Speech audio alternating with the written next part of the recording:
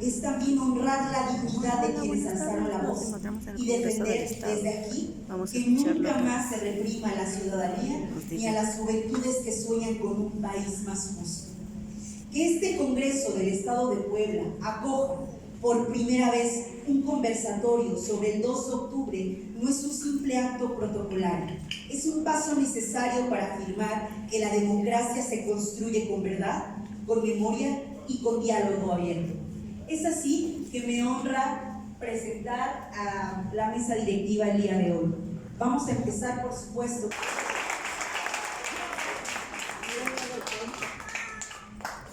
Nos honra con su presencia Olga Lucía Romero García Crespo, presidenta del Comité Ejecutivo Estatal de Morena en Puebla. Un aplauso, por favor. A todos, a la persona que se lleva el programa, y agradecerle, maestra Laura García, Artemisa García Chávez, maestra presidenta, docente, amiga de nuestro movimiento. Gracias por la bienvenida, gracias por el espacio, maestra. Siempre su generosidad hacia nuestro movimiento, a nuestro partido, es agradecido, y este es un ejemplo vivo de que estamos construyendo el segundo piso de la mano del Congreso del Estado, pero también de la presidenta Claudia y de nuestro gobernador Alejandro Armenta. El 2 de octubre es una fecha histórica, maestra Artemisa, compañeros, compañeras, invitados, todos, amigos, amigas, una fecha importante que no podíamos dejar atrás. El 2 de octubre, como muchos lo dicen, no se olvida, es una fecha de un movimiento estudiantil que hace más de 57 años que se cumple, de un momento donde estudiantes, obreros, trabajadores intelectuales, estudiantes universitarios se manifestaban ante actos de represión del presidente en ese momento en turno. Y este momento, a 57 años, no podemos dejar pasar esta fecha histórica de lucha del movimiento estudiantil, pero además de ir en contra y no permitir más actos de represión, más actos que censuren a la población, a los jóvenes, que son actores importantes en todas las causas y movimientos que este país ha tenido. El 2 de octubre, los hechos en Tlatelolco nos recuerdan no solo que el camino debe ser siempre el diálogo entre el pueblo y el gobierno, al contrario, el verdadero espíritu democrático radica en escuchar, en abrir los espacios de participación y en garantizar que todas las voces de las y los jóvenes principalmente tengan esta parte fundamental para que la transformación del país hoy en este segundo piso se pueda llevar a cabo. El 2 de octubre, no se olvida, no es únicamente una frase repetida año con año, es un acto de resistencia, un ejercicio de memoria activa y una advertencia para no repetir los errores del pasado. Es también un recordatorio de que los movimientos sociales han sido la semilla de las grandes transformaciones que hoy vive nuestro país.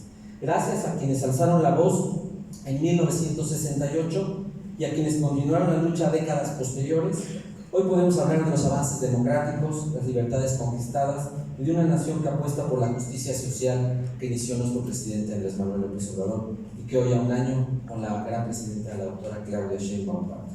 Como fuerza política de izquierda asumimos el deber de mantener viva la memoria de las y los caídos, de defender los derechos ganados de la lucha y seguir construyendo un México más justo, más democrático y más incluyente.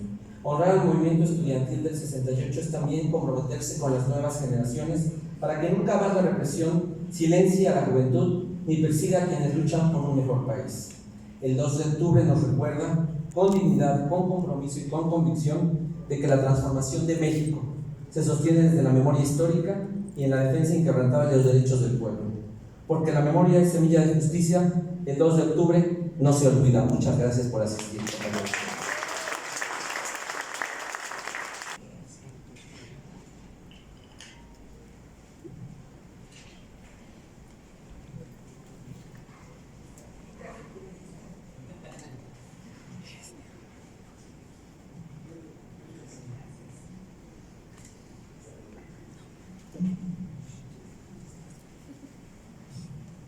Gracias, pues muy buenas tardes, tengan todas, todos ustedes, con mucho gusto los recibimos. Quiero decirles primero que para hablar del 2 de octubre se tiene que hacer siempre de pie.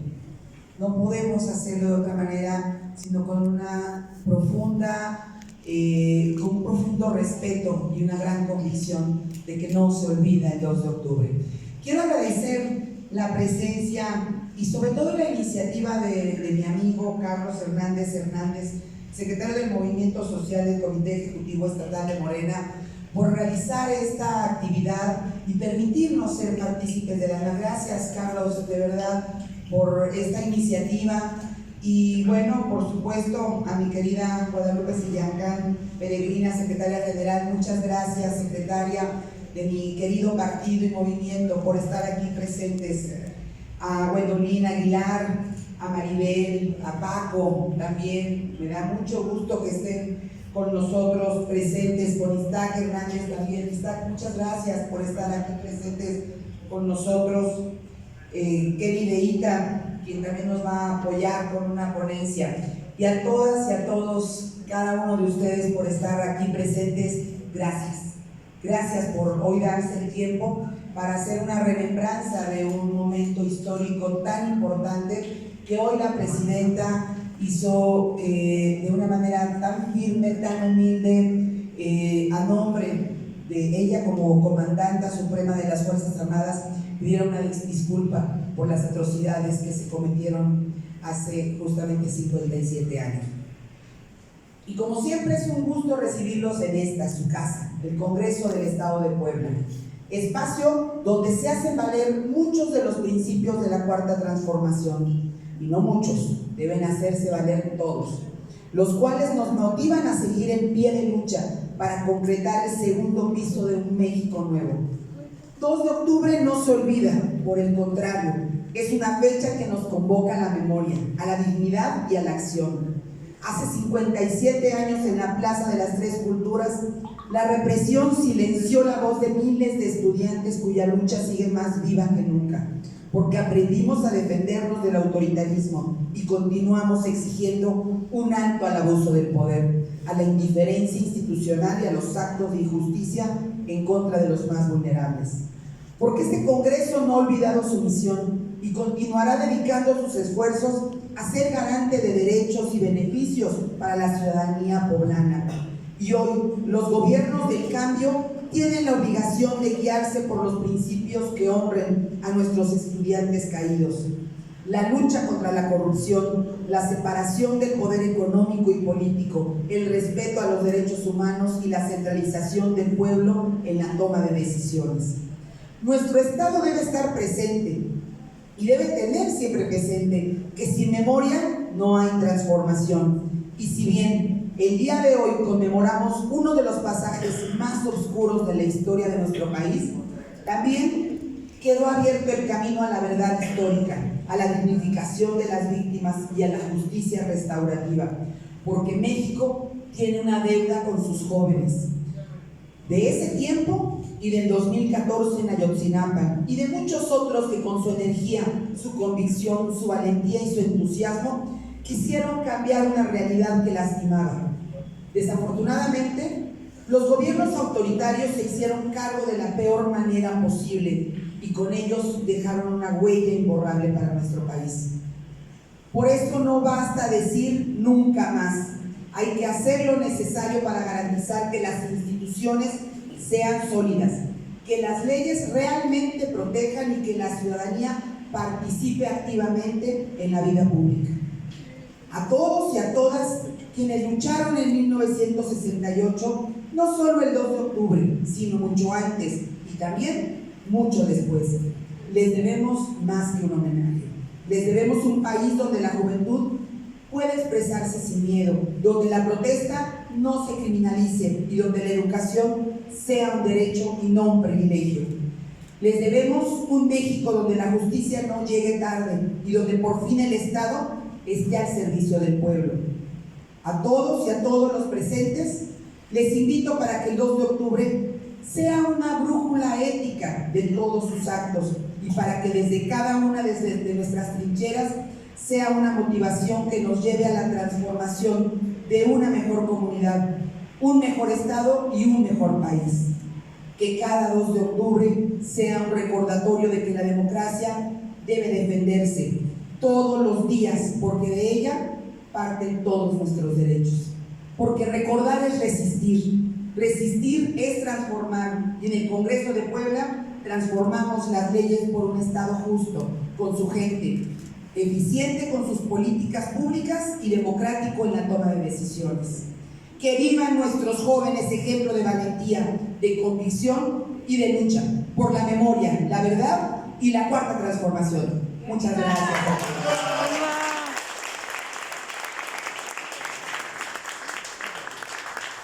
Un joven que alzaba la voz tenía miedo de morir. Ahora los jóvenes somos parte de las decisiones. Ya con esta frase prosigo.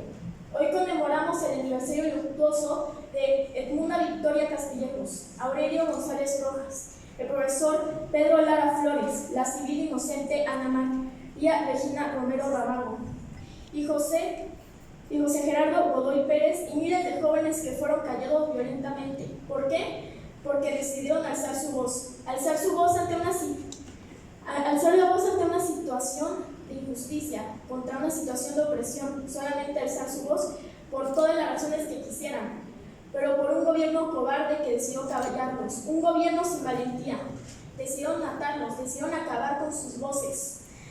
¿Por qué? Porque tenían miedo. Les voy a dar una recomendación cinéfila.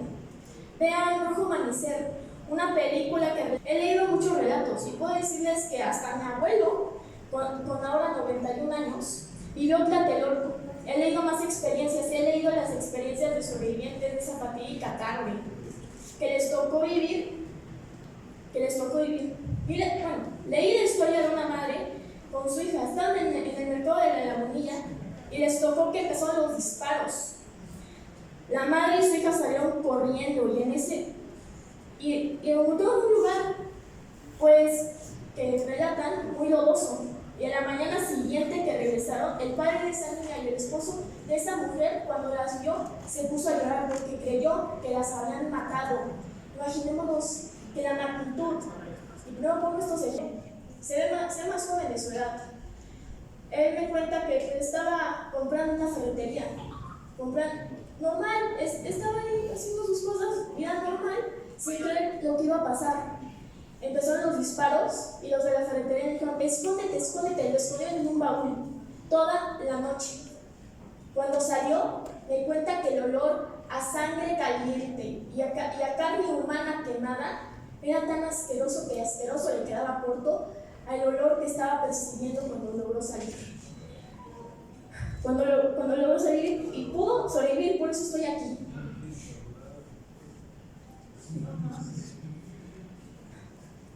Todo eso porque un gobierno, en un acto de cobardía, en un acto de no decir estoy equivocado, nada más porque venían los Juegos Olímpicos y querían dar una imagen de supuestamente, ay, todo está bien, pero no estaba bien. Teníamos en realidad un país que mucha censura, mucha opresión, no podías ni vestirte como querías, no podías expresar quién eras. A ese grado de opresión estábamos.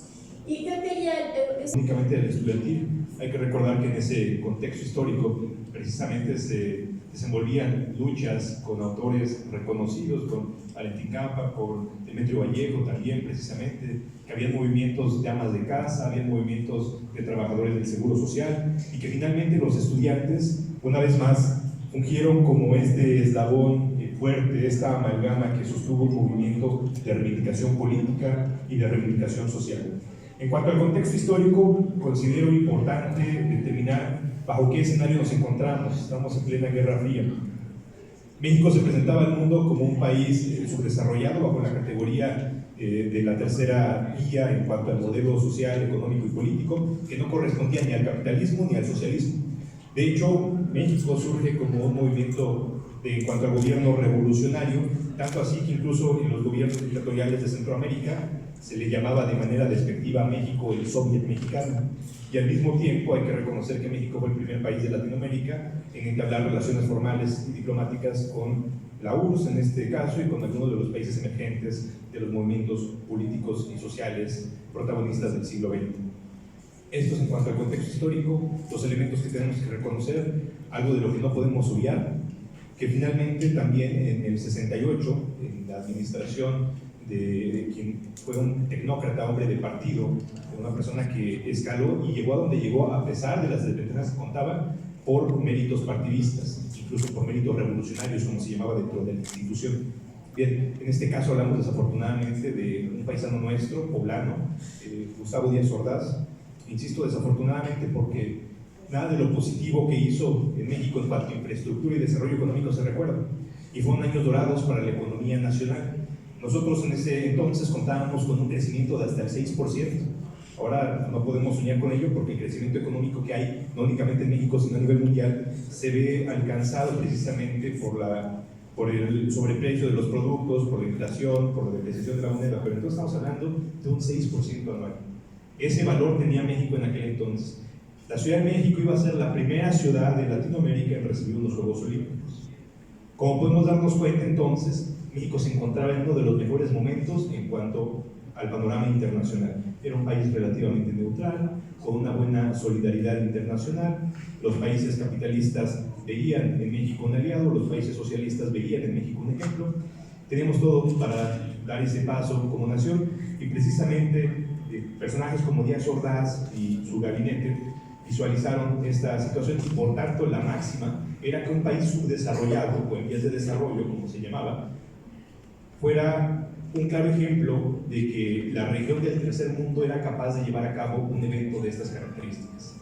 Ese es el contexto histórico en el que nos encontramos. Ahora, en cuanto a la cuestión política, se habían presentado numerosos movimientos sociales, el movimiento ferrocarrilero, precisamente, el movimiento de los trabajadores de la electricidad, el movimiento de los trabajadores del seguro social, movimientos de padres de familia. Habíamos salido de la guerra cristera hace algunos años, pero, sin embargo, seguía viva todavía esa cicatriz punzante en el imaginario colectivo.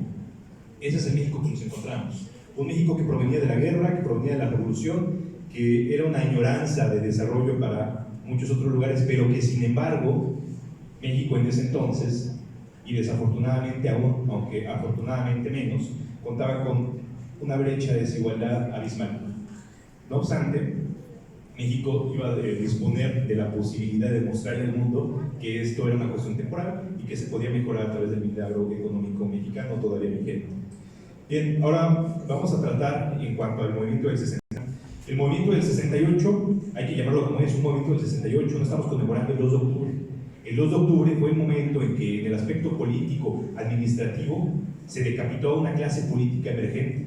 ¿Por qué digo que se decapitó a una clase política emergente? Porque el México post-revolucionario, en cuanto a la administración pública y la representación popular, si se le puede llamar de esa forma, a un proceso todavía convulso, estaba representado en caciques, estaba representado en caudillos, en revolucionarios, o haciendo un símil precisamente a los elementos de la Revolución China, a señores de la guerra.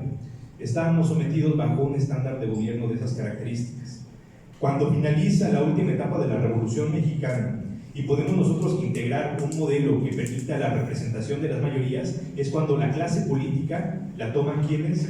Los generales, los militares, precisamente los sonorenses. No es preciso recordar los nombres, pero ya saben de quién estamos hablando. Una administración que dio ese paso. Ellos le llamaban la anterior, el aspecto revolucionario, como el camino de la barbarie. Ahora no estábamos institucionalizando, estaban formando los partidos, estaba consolidando un país con base en orden, con base también en legislación, con los aspectos más elementales y fundamentales de garantías en ese primer elemento. En la cuestión jurídica y política de este sentido, el elemento que estamos narrando como hecho histórico, y como abogado tengo la obligación de aclararlo, vamos a partir del pliego petitorio de las y los estudiantes del 68, al que se sumaron luchadores sociales, principalmente en la capital del estado. Hay que recordar que precisamente el asalto en Madera, Chihuahua, ya había presentado una antesala de estos movimientos revolucionarios, insurgentes, que la revolución no había muerto, la revolución se había institucionalizado. ¿Qué significa esto? Que ya no había cabida para la disidencia, que todos los pensamientos opuestos a lo institucional y lo autorizado representaban un programa, un peligro para la estabilidad de un proyecto de nación. Cuando nosotros en este marco de identidad política hablamos del origen de la Revolución Mexicana, vean cómo se ha modificado a nivel histórico, se toma como el padre o el precursor de la revolución precisamente a Francisco I. Madero, que era un demócrata, una persona que provenía de los caudales económicos de su estado, que se exilió en San Luis, que estuvo en Estados Unidos. Y por ejemplo a personajes como Ricardo Flores Magón o los hermanos Flores Magón se les trata como precursores previos a, y sin embargo tenían la misma edad, los separaba tan solo un mes de distancia. No fue precursor entonces Ricardo Flores Magón, fue un contemporáneo de, Él inició la revolución junto con otros movimientos de carácter libertario, el libertarismo clásico como se exponía en aquel entonces. Menciono todo esto porque, si bien la revolución ya había finalizado, ya se habían consolidado 5 y 145 bis del Código Penal Federal, que establecía el delito de disolución social. Repito, que establecía el delito de disolución social. Y precisamente esta figura penal se utilizaba para criminalizar las protestas de toda índole, especialmente las estudiantiles, y que se entendía por protesta en aquel entonces cualquier acto que incomodara el orden establecido. Pasamos al tercer punto de este pliego petitorio. Son muy puntuales. Hay una cuestión política, hay una cuestión jurídica y hay una cuestión de orden social. No se están pidiendo imposibles, no tiene un orden radical. Bien, yo les mencionaba que mi vocación como abogado me obliga a pegarme a la cuestión jurídica de este movimiento. Les mencioné al mismo tiempo que voy a puntualizar en dos puntos importantes de este pliego petitorio. El primero, la libertad de los presos políticos. ¿Qué es un preso político? Es una persona que por su actuar social y organizado representa un problema